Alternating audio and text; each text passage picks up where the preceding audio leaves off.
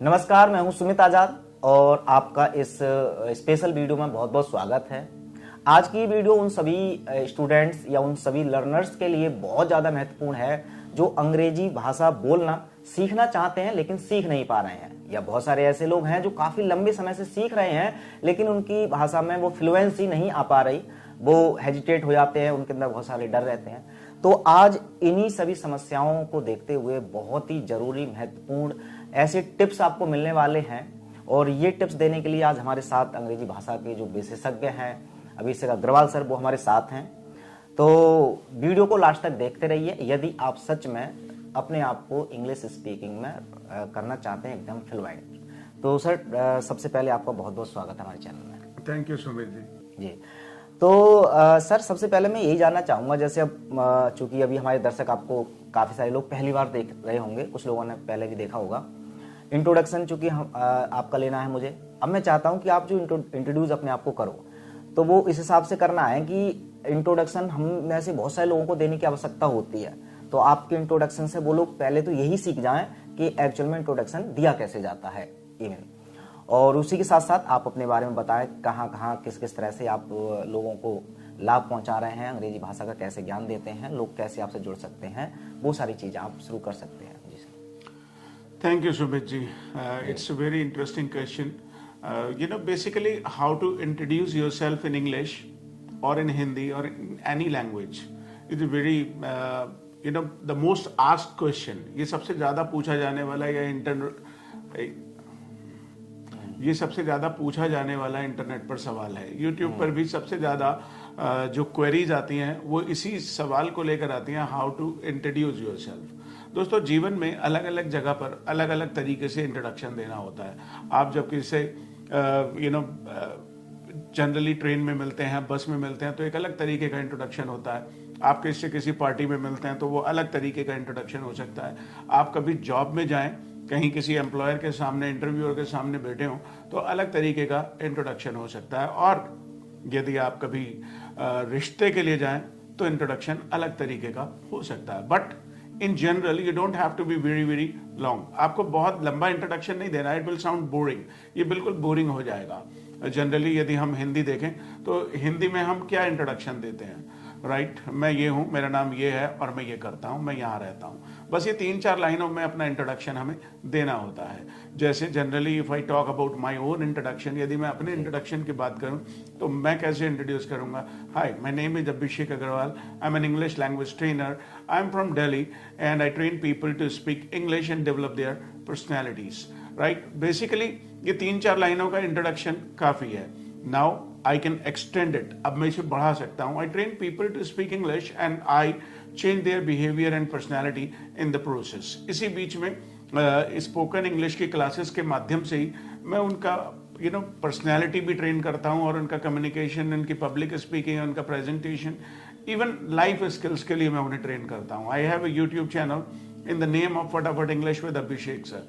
आप लोग भी यदि ज़्यादा सीखना चाहते हैं, ज़्यादा डिटेल में जाना चाहते हैं, तो मुझे YouTube पर फटाफट इंग्लिश के नाम से सर्च कीजिए और चैनल को सब्सक्राइब करके एक एक वीडियो देखना शुरू कीजिए। You can follow me on Facebook in the same name, उसी नाम से फटाफट इंग्लिश विद अभिषेक सर के नाम से आप मुझे फेसबुक और इंस्टाग्राम पर भी फॉलो कर सकते हैं, जहाँ इंस्टाग्राम पर almost 700+ reels are there, and on Facebook channel I have some motivational videos. But on YouTube channel, I generally, talk about life. I train people for life skills. मतलब life skills बहुत सारी हो सकती हैं, like your studies, your education, your career goals, your focus, your spoken English and your money making ideas. तो वो सारे videos वहाँ पर हैं, आप देखना शुरू कीजिए। So this was all about my introduction. ये तो मेरे इंट्रोडक्शन के बारे में रहा, और यदि आप अपना एक अच्छा सा इंट्रोडक्शन तैयार करना चाहते हैं तो ऑफ कोर्स मेरे चैनल पर भी इंट्रोडक्शन का पूरा फुल वीडियो है, जहां मैंने बारीकी से एक एक चीज को सिखाया है। Okay, thank you so much. अच्छा सर, एक बात बताइए, जैसे अब इससे पहले कि आप इंग्लिश स्पीकिंग की महत्वपूर्ण टिप्स दें, उससे पहले अगर मैं जानना चाहूँ कि इंग्लिश लैंग्वेज का देखिए प्रोफेशनल लाइफ में कितना ज़्यादा बेनिफिट्स हैं, कितना ज़रूरी है, वो तो सब लोग जानते हैं, लेकिन क्या इसका कोई व्यक्तिगत या पर्सनल लाइफ में भी कोई महत्व है? हम सबके लिए। Thank you Sumit ji. Well मैं ये समझता हूँ कि पर्सनल ग्रोथ जब तक नहीं होगी आपकी प्रोफेशनल ग्रोथ नहीं हो सकती जी। And English is the gateway to opportunities के बहुत सारे रास्ते, मतलब इतने सारे रास्ते, इतनी सारी अपॉर्चुनिटीज आपको इंग्लिश बोलने के बाद दिखने लगेंगी।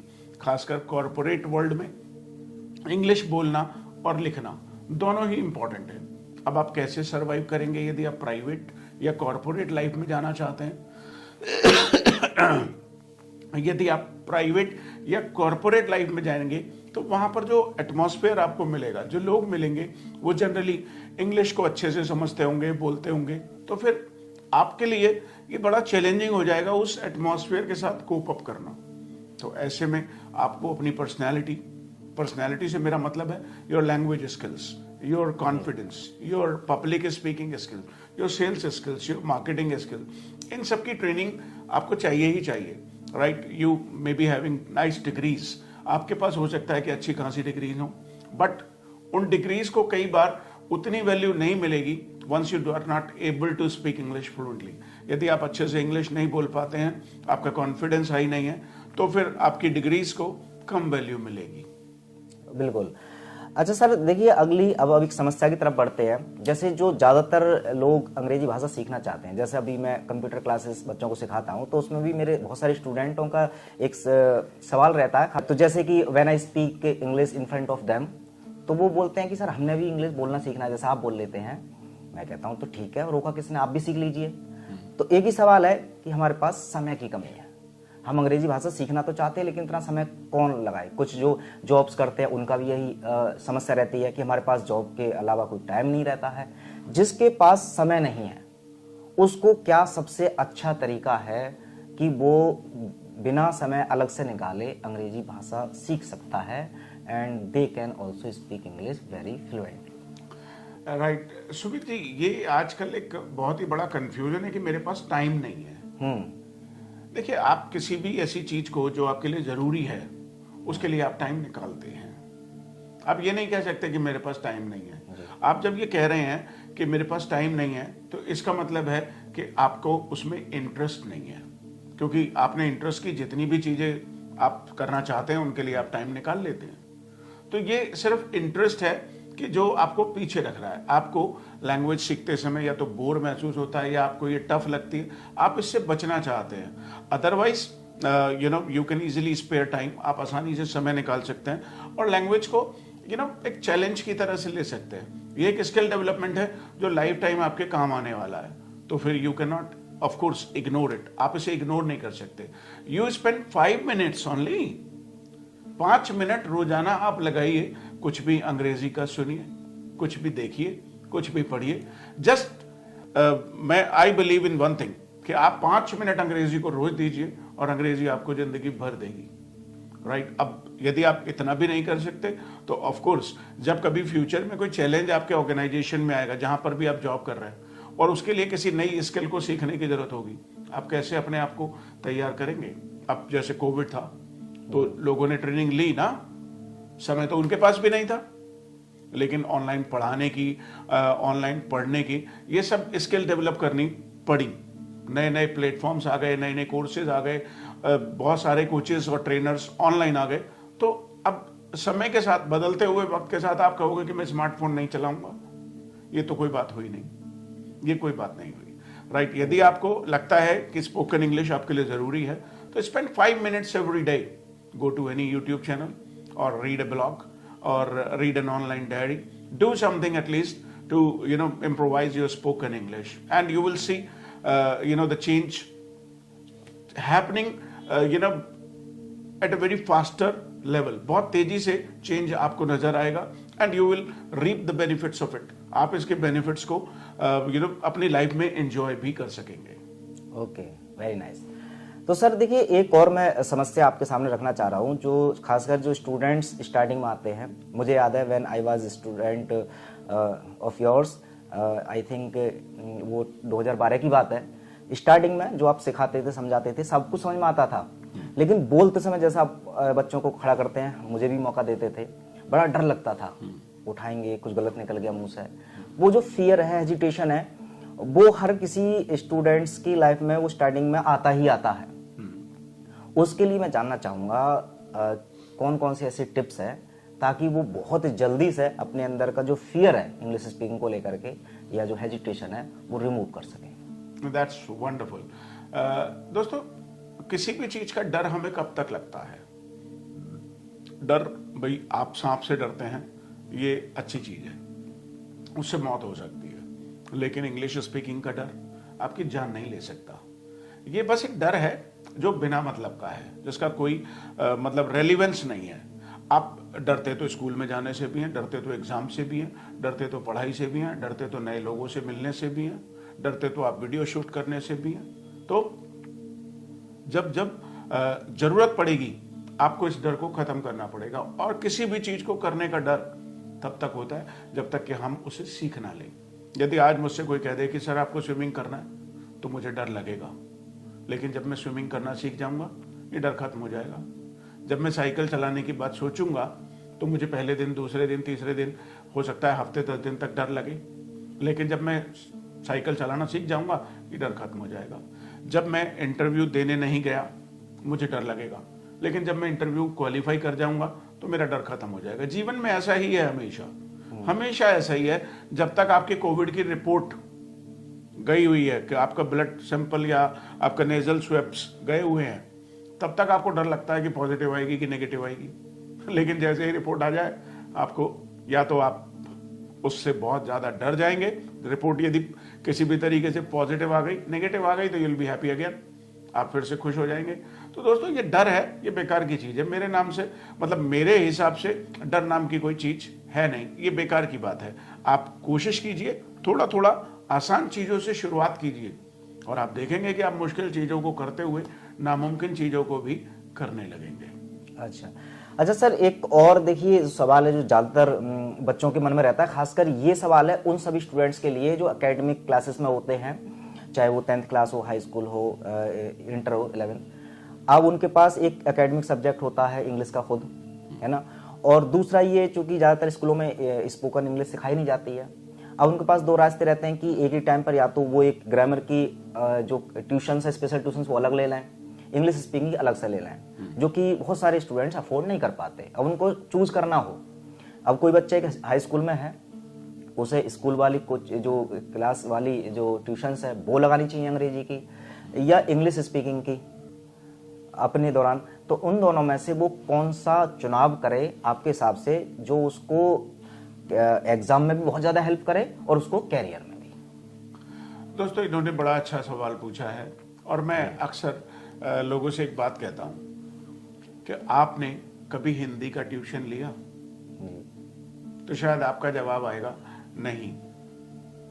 दोस्तों, हिंदी का ट्यूशन आपने इसलिए नहीं लिया क्योंकि हिंदी बोलना आपको आता है। जब हिंदी बोलना आपको आता है तो हिंदी पढ़ना आसान, हिंदी लिखना आसान, हिंदी सुनना आसान, हिंदी समझना आसान, और साथ में आसान हो जाती है हिंदी की ग्रामर। तो फिर स्कूलों में आपको कभी ट्यूशन लेने की जरूरत नहीं पड़ती, और हिंदी सब्जेक्ट को लेकर कभी स्ट्रेस भी नहीं आता। एक बार आप पढ़ लेते हैं तो आप उसे अपने भाषा में लिख सकते हैं, क्योंकि आपको हिंदी की अच्छे से समझ है। ऐसे यदि इंग्लिश बोलना आपको आ जाए तो हिंदी की तरह सारी चीजें आसान हो सकती हैं। इंग्लिश लिखना आसान, पढ़ना आसान, सुनना आसान, समझना आसान, और इंग्लिश की ग्रामर भी आपको ऑटोमेटिकली आसानी से समझ में आने लगेगी। तो जब जब आपको समय मिलता है, आजकल तो मुकेश भैया ने डेटा अवेलेबल करा दिया है, और ये डेटा आप सबके घर में, आपके फोन्स में है।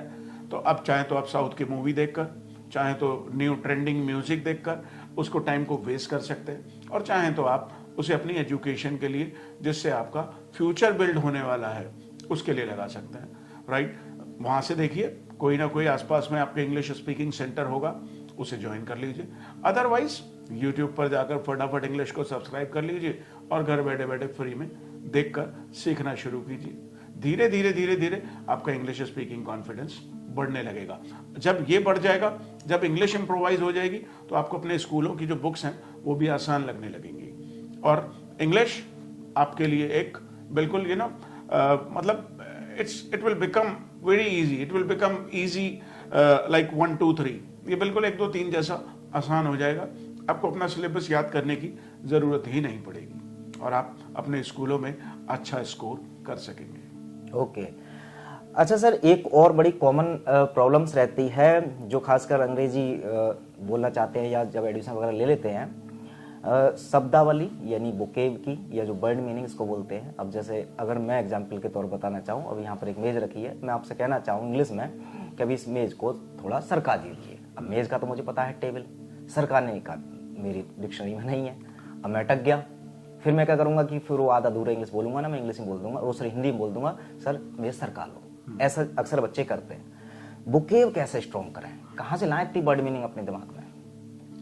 देखिए, जरा बड़ा प्रैक्टिकल होना पड़ेगा कि हिंदी हम सब बचपन से सुनते थे, आसपास में चीज़ों को हिंदी में होते हुए देखते थे और इसीलिए हमारी जो वोकैबुलरी है वो धीरे धीरे बिल्ड होती चली गई।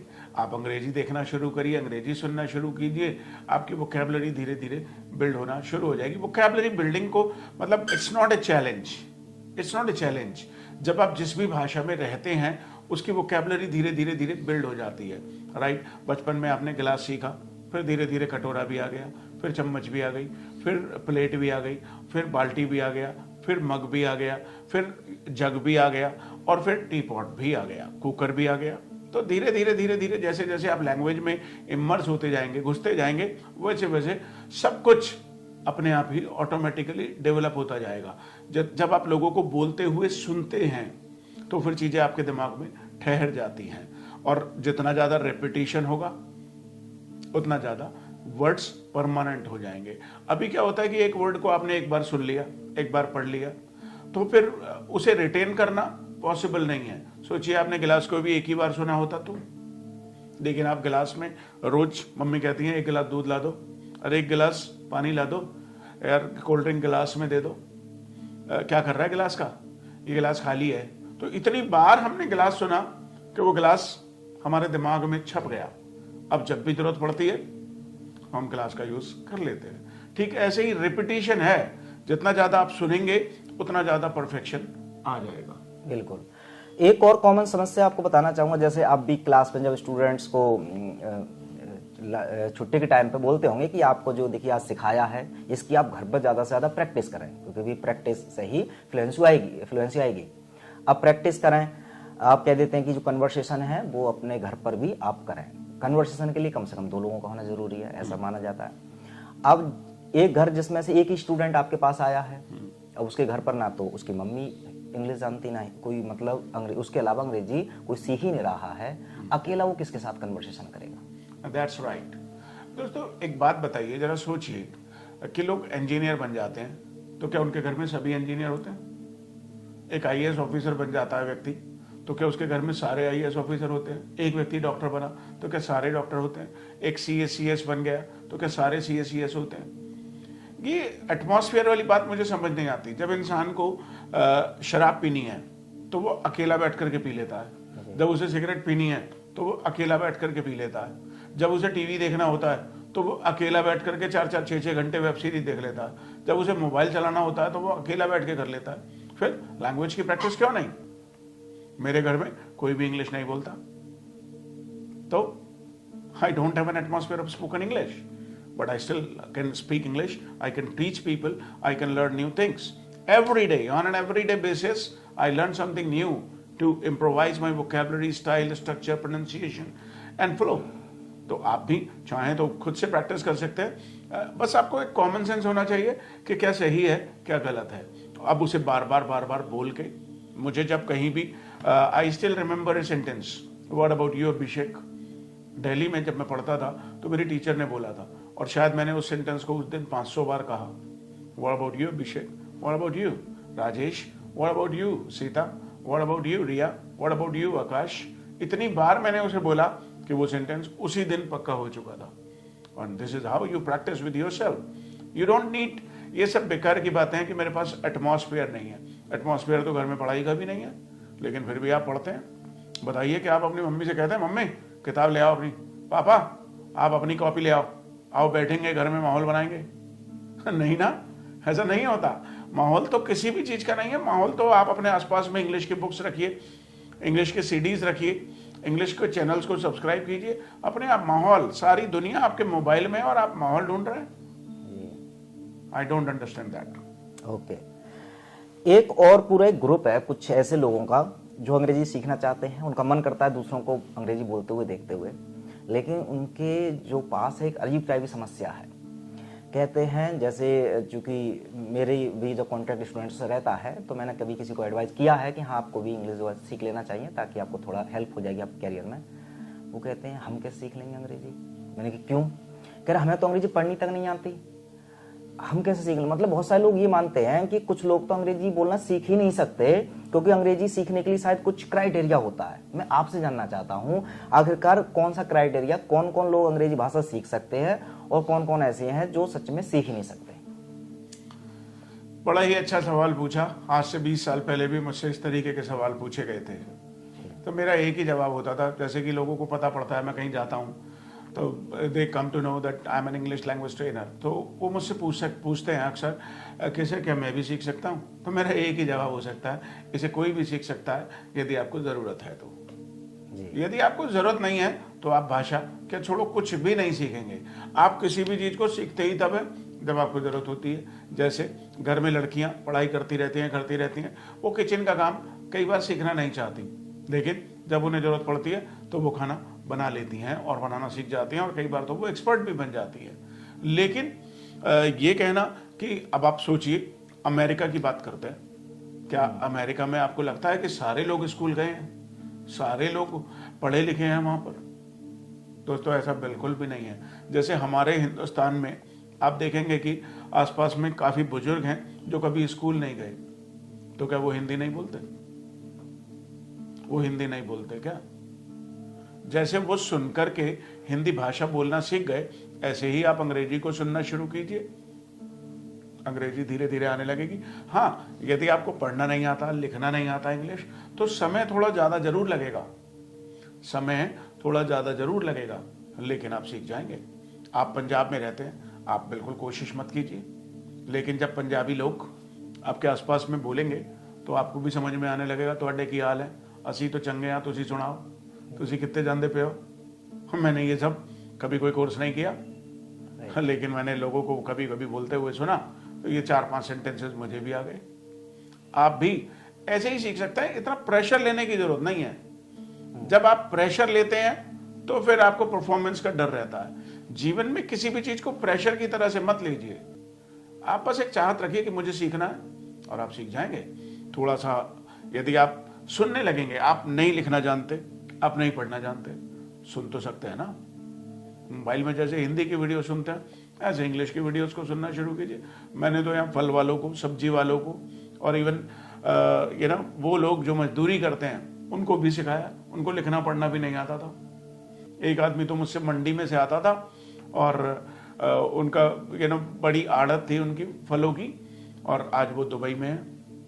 उन्होंने कम से कम मेरे पास वो 2 साल आए, उन्हें लिखना भी नहीं आता था, but still he could learn spoken English and he is happy now. Okay, in the last आप अगर कोई 5 ऐसी मुख्य फिंगर टिप्स हमारे दर्शकों को देना चाहें जो स्टूडेंट्स हैं, जिनसे कि उनकी इंग्लिश स्पीकिंग ये सब कुछ इम्प्रूव हो पाए। वेल देखिए, there is no magical tip, कोई ऐसा टिप नहीं है कि जादू। आपको सबसे पहले ये देखना पड़ेगा कि क्या आपको उसकी जरूरत है। यदि आपको थोड़ा भी लगता है कि इसकी जरूरत है, मुझे ये फ्यूचर पे काम आ सकती है, तो फिर आप कैसे भी करेंगे। आप चाहे दिन में देखें, रात में देखें, सुबह में देखें, शाम में देखें, संडे में देखें, कुछ स्पोकन इंग्लिश का देखना शुरू कीजिए। अब आप सोच रहे होंगे कि मैं देखने पर ही इतना जोर क्यों डाल रहा हूँ। मैं देखने पर जोर इसलिए डाल रहा हूँ क्योंकि पढ़ने में आप बोर हो सकते हैं, लिखने में आप बोर हो सकते हैं, और आजकल मोबाइल डिवाइसेस सबके पास है, तो देखना ही सबसे आसान है और इंटरेस्टिंग भी है। तो इसलिए देखना शुरू कीजिए, धीरे धीरे आपको समझ में भी आना शुरू हो जाएगा। तो पहला स्टेप हुआ, देखना शुरू कीजिए, समझ में आना शुरू हो जाएगा। जब देखना और सुनना ठीक हो जाएगा तो फिर आप बोलने भी लगेंगे। जब आप बोलने लगेंगे तो आपका कॉन्फिडेंस डेवलप हो जाएगा, और जब ये चारों चीजें डेवलप हो जाएंगी तो आपकी स्पीड बढ़ जाएगी सीखने की। तो ये 5 टिप मैंने आपको बता दिए कि आपको क्या करना चाहिए, सही तरीका क्या है। आसान चीज़ों से शुरुआत कीजिए। पहले यूट्यूब पर जाइए, 2, 3, 4, 5 लोगों को देखिए, कौन सा व्यक्ति आपको समझ में आता है, कौन सी मैडम आपको अच्छी लगती है, कौन से सर आपको अच्छे लगते हैं। जो आपको अच्छे लगते हैं भी देखिए। जब आपका इंटरेस्ट डेवलप हो जाता है कि ये वाली मैडम बड़ी अच्छी लग रही है, तो आप कोई बात नहीं, मैडम को ही देख लीजिए, थोड़ा बहुत समझ में आ जाएगा, राइट। कोई ये वाले सर बड़े स्मार्ट लग रहे हैं, इनको देखते हैं। तो आप जब किसी व्यक्ति की पर्सनैलिटी से प्रभावित होते हैं तो आप उनकी जो स्किल्स हैं उनको ऑटोमेटिकली सीख लेते हैं। तो ऐसे ही मुझे लगता है ये बहुत आसान है। Learn, listen and repeat, listen and repeat, listen and repeat, listen and repeat, this is the formula. Okay, that's good. अब देखिए, ये तो बहुत सारे टिप्स हो गए। अब मैं जानना चाहूंगा, कुछ इंग्लिश लैंग्वेज को लेकर के ना कुछ कंट्रोवर्सी भी चलती है हमेशा, खासकर हम भारतीयों के दिमाग में। अब ये घटना आपको बताऊंगा और मैं आपका जरूर रिएक्शन या उस पर प्रतिक्रिया चाहूंगा आप दें। अभी सुप्रीम कोर्ट में एक केस आया कि सुप्रीम कोर्ट में एक वकील जो पैरवी कर रहा था वो हिंदी में करने लगा। सुप्रीम कोर्ट के न्यायाधीश कह रहे हैं we can't understand Hindi, speak English. आप अंग्रेजी भाषा में ही डिबेट कीजिए, अभी कोर्ट की लैंग्वेज है वो इंग्लिश है। सुप्रीम कोर्ट में ऐसा बयान आया। अब जैसे ही अखबारों में खबर पता चली तो हम भारतीयों का एक रिएक्शन था कि यार न्यायालय भारत का, भाषा अंग्रेजों की। ऐसा प्रतीत नहीं हो रहा कि आज भी हम, अंग्रेज तो चले गए, 1947 में अंग्रेजों से आज़ादी पा ली, लेकिन अंग्रेजी भाषा का आज भी भारत गुलाम है। आप कैसे देखते हैं इस चीज़ को? राइट, ये एक अच्छा इंसिडेंट है आपके साथ में। I've often seen people criticizing the importance of spoken English. लोग अक्सर इसे क्रिटिसाइज करते हैं, लेकिन अब यदि हम देखें कि बैंक का फॉर्म हम हिंदी में ही भरेंगे, भाई अंग्रेज भले ही चले गए, लेकिन हिंदुस्तान में अंग्रेजी हमें विरासत में मिली है। तो अब तो ये आप इसको पॉजिटिव देखते हैं या एक दुर्भाग्य देखते हैं भारत का? नहीं, दुर्भाग्य जैसी कोई चीज है नहीं, दुर्भाग्य जैसी कोई चीज है नहीं। यदि कहीं पर कोई, अब जैसे स्कूल है, वहां पर किसी को पढ़ना अच्छा नहीं लगता और वो वहां पे पढ़ने के अलावा कोई और एक्टिविटी करने लगे। अब जब सुप्रीम कोर्ट की लैंग्वेज इंग्लिश है जी, तो फिर वहां जो भी डिबेट होनी चाहिए या जो भी आर्ग्यूमेंट्स होने चाहिए वो सब मुझे लगता है कि इंग्लिश में ही। हम भारतीयों की तरफ से अगर यही पहल की जाए कि चूंकि हमारी हिंदी पूरी नेशनल लैंग्वेज है, तो जितना इंग्लिश का प्रचार किया जाता है उतना हिंदी का किया जाए। एटलीस्ट हमारे जो न्यायालय हैं जहाँ पर अंग्रेजी भाषा कंपलसरी होती है, उसको अगर हिंदी कर दिया जाए तो जाहिर सी बात है न्यायाधीश को भी सहायता हो जाएगी, वकीलों को भी सहायता हो जाएगी। Government is already taking steps. Government ने अभी पीछे एमबीबीएस की एजुकेशन, मेडिकल की पढ़ाई और इंजीनियरिंग की पढ़ाई हिंदी में कराने का फैसला किया है जी। लेकिन अब जो चीजें चली आ रही हैं, पहले से चली आ रही हैं, and you already know it. आपको पहले से पता है कि वहां सुप्रीम कोर्ट है और there all the arguments will be done in English only, so you are supposed to be ready for this. अब आप उसे आज जाके चैलेंज करेंगे? आज से आप सोचना शुरू कीजिए, यूनियन बनाइए, लोगों में इस बात के लिए अवेयरनेस फैलाइए और फिर एक मूवमेंट बना के उसे पारित कराइए ना जी। अभी जब तक आपने, दुर्भाग्य नहीं है ये, आप सोचिए, हम इंडिया में रहते हैं लेकिन लोग यहाँ फ्रेंच भी बोलते हैं, जापानीज भी लोग बोलते हैं, रशियन लैंग्वेज भी जानते हैं, संस्कृत भी जानते हैं। तो अब इसे इग्नोर नहीं किया जा सकता, या फिर हम इसे कंडेम नहीं कर सकते। राइट, बहुत सारी चीजें हैं जो आप हिंदी में बोलने की कोशिश करेंगे and it will sound awkward, वो बड़ा अजीब सा लगेगा। जैसे ऑकवर्ड मैंने अभी कहा, अब इसे हिंदी में कहें भद्दा, तो ये ऑकवर्ड बोलना आसान है, भद्दा बोलना थोड़ा खराब सा लगता है। तो फिर मुझे ऐसा लगता है, देखो हिंदी हमारी मातृभाषा है जी। मैं एक बार मंदिर में बैठा हुआ था, गुरु जी के दर्शनों के लिए गया था दिल्ली में, तो वहां पर एक व्यक्ति बैठा हुआ था, तो वो बोलने लगा कि भाई हम अंग्रेजी क्यों सीखें, जापान में देखिए वहां लोग केवल जापानीज बोलते हैं, चाइना में भी चाइनीज ही बोलते हैं लोग। अब मैं बराबर में बैठा हुआ था, उन्होंने मुझसे भी जिक्र करा, भाई साहब आपकी क्या राय है? मैंने कहा जी देखो, हम हिंदुस्तान हैं, भारत हैं, और यहाँ विभिन्न तरीके की भाषाएं और बोलियां बोली जाती हैं, तो हम सभी का सम्मान करते हैं, और हमारे लिए यदि भारत हमारी माता है, हम अपनी माता का सम्मान करें, लेकिन हमारी संस्कृति में लिखा है कि हम दूसरे की माता का अपमान नहीं कर सकते जी। अच्छा सर, जैसे अब चूंकि अंग्रेजी भाषा हो चाहे हिंदी भाषा हो, कोई भी लैंग्वेज हम इसलिए सीखते हैं क्योंकि हमारा कम्युनिकेशन स्किल्स काफी अच्छी हो, कम्युनिकेशन, अच्छी कम्युनिकेशन की पहचान ये है कि आप जो कोई अपना मैसेज कन्वेंस करना चाहते हैं, सामने वाला वो परफेक्टली आपकी बात उस तक पहुंच जाए। लेकिन कुछ सिचुएशन ऐसी रहती हैं कि लोग अंग्रेजी भाषा का सिर्फ सामने वाले पर हक जमाने के लिए, सामने चाहे वो ऑडियंस हिंदी की, प्योर हिंदी की हो, उसे पता भी है कि हाँ वो इंग्लिश नहीं समझ सकता, फिर भी अपना कि हाँ मैं अंग्रेजी बोलूंगा, और ये अपना मेंटलिटी भारत की है ही कि जो अंग्रेजी भाषा बोलता है भी उसको है थोड़ी ज़्यादा वैल्यू दी जाती है। उन लोगों के बारे में क्या कहना चाहोगे जहाँ पर सामने ऑडियंस हिंदी की है, उनको ज़रूरत नहीं है एक्चुअल में इंग्लिश लैंग्वेज बोलने की, फिर भी केवल अपनी हक जमाने के लिए वो इंग्लिश बोलते हैं? क्या उन्हें सच में इंग्लिश ये करना चाहिए, या जहाँ पर अगर हिंदी की आवश्यकता है तो उन्हें अपना मैसेज कन्वेंस हिंदी में ही करना चाहिए? ये अच्छा कम्युनिकेशन स्किल्स है, या फिर अंग्रेजी में ही बोलना अच्छा कम्युनिकेशन स्किल्स कहलाएगा? देखिए, कम्युनिकेशन लोगों के बीच में होता है, विचारों का कम्युनिकेशन होता है। लैंग्वेज का इसमें कोई खास रोल है नहीं। लैंग्वेज एक भाषा है, मतलब अंग्रेजी एक भाषा है, और कम्युनिकेशन एक स्किल है, अपनी बात को प्रभावशाली तरीके से कह पाना, जिससे कि लोग आसानी से समझ लें। अब यदि कोई ऐसा करता है कि जहाँ पर ऑडियंस हिंदी की है और उनके सामने जबरदस्ती इंग्लिश वो बोलता है, ये बात अलग हो सकती है कि इंग्लिश उसकी हैबिट में है और वो एज ए हैबिट उसे यूज करता है। लोग इसे कई बार बुरा मान जाते हैं, लोग इसे खराब मान लेते हैं कि लोग ये इंग्लिश झाड़ने की कोशिश कर रहा है। अब जैसे मैं ही अपने बारे में बात करूं तो I talk to the people most of the time in Hindi, but language automatically comes out, भाषा अपने आप आ जाती है। अब यदि मैंने 2, 4, 5, 10 सेंटेंसेस इंग्लिश में बोल दिए तो इसका ये मतलब नहीं है कि I am trying to impress them, no, I am just communicating. बीच में जैसे कभी भी कोई भाषा आप बोलते हैं तो दूसरी भाषा यदि आ गई या दूसरा कोई सेंटेंस आ गया, जब आप कोई बात समझाने की कोशिश करते हैं तो कई बार आप गणित का भी सहारा लेते हैं, कई बार आप इतिहास का भी सहारा लेते हैं। तो फिर यदि लैंग्वेज का सहारा आपने ले लिया तो इसमें मेरे हिसाब से कोई बुरी बात है नहीं। हाँ, यदि लोगों को इतने कमजोर हैं, वो भले ही भाषा ना समझते हो, but they will at least have an idea, उनको आइडिया जरूर लग जाएगा कि यार ये सामने वाला व्यक्ति क्या कहने की कोशिश कर रहा है। तो इसे आप दिल पे ना लें। ओके। तो ये सभी महत्वपूर्ण जानकारियां थी, और खासकर जो आपके सवाल नॉर्मली इंग्लिश लैंग्वेज को लेकर के हो सकते थे वो सभी मैंने कवर करने की कोशिश की है, एंड आई होप कि ये सभी जानकारियां आपके लिए बहुत ज़्यादा हेल्पफुल होंगी। इसके अलावा कुछ और भी क्वेश्चंस नए आपके हो सकते हैं, तो उनको जहां पर भी इस वीडियो को देख रहे हैं कमेंट बॉक्स में लिख सकते हैं, सो डैट आगे से हम अगर कुछ और वीडियो बनाएं तो आपके उन क्वेश्चनों को भी ले लें। लेकिन मैंने जितने मैक्सिमम क्वेश्चन आपके ले सकता था मैंने ले लिए।